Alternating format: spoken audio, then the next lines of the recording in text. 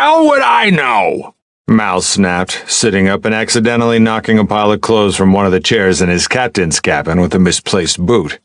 Damn it! What's a man got to do to get a damn cleaner in here? The rest of the ship's spotless. How come my cabin's always the last to be cleaned? He roared, throwing his hands up in frustration. Sorry about that, Mal, Sehran replied blandly, not looking up from the upgraded map on the captain's table. I'm sure we can get the cabin boy in to clean your quarters for you. Damn right, Mal grumped, somewhat mollified and nodding to himself, even as he picked up the pile of clothes and looked around the room for somewhere to dump them that wasn't already covered in detritus. The captain's cabin aboard his airship was a wonder. Light, airy, and wide enough to fit his table, 3 chairs, and a built-in drinks cabinet, a bed large enough, in his professional opinion, for at least 3, and 2 wardrobes. Best of all was that the rear wall was made up almost entirely of windows, enabling him to open them mid-flight and get a truly breathtaking view for his morning coffee. No matter what he did, though, the damn place was always a mess. Every day he had to chase bloody cabin boys out at stupid times, the idle little sods complaining that they'd been told to clean all things, yet trying to do it, of all times, when he was relaxing. It was ridiculous. Now, when he needed the place spotless so that he could think, there wasn't so much as a clear spot on a single surface to put down his clothes. And as to the wardrobes, he grabbed a handle and yanked it open, staring in dismay at the complete lack of any fresh and clean clothes hanging ready for him. What the hell am I paying these people for? He groaned, before tossing his armload of dirty washing in and slamming the door again before more than a handful of things could tumble free. Turning his back on the fresh trap, he washed his hands of any responsibility for it. Right, damn it! I need this place cleaned, my clothes sorted, and right goddamn now! He snarled. Sure, Mal, Sehran replied absently. So, shall we go somewhere else to talk and plan? What? He frowned. Why the hell would we do that? This is the captain's cabin. The cabin boys need to get in here to clean it, she pointed out in that reasonable and calm tone that she damn well knew he hated.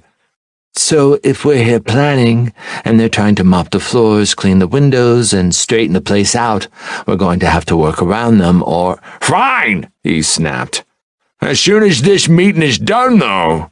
No more excuses, you hear me? I hear you fine, Mal, she nodded.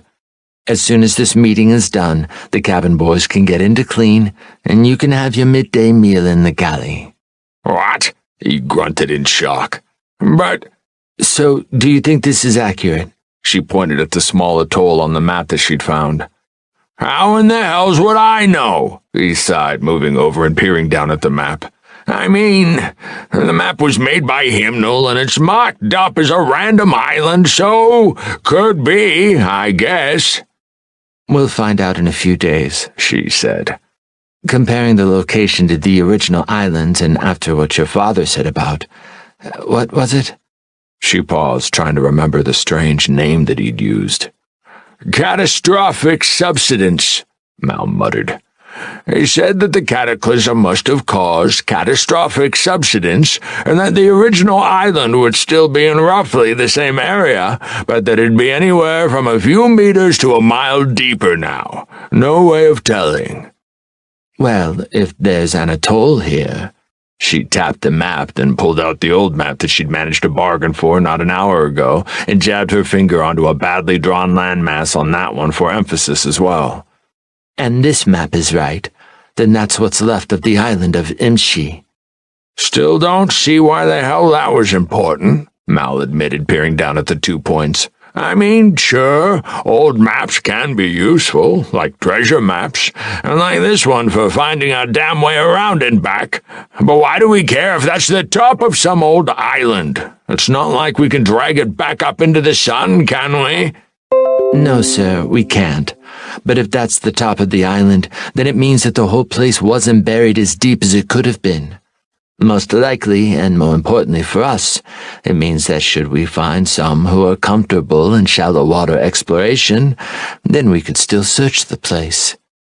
I mean, sure, if it's an old island that sank, people won't have managed to get much off it, but the chance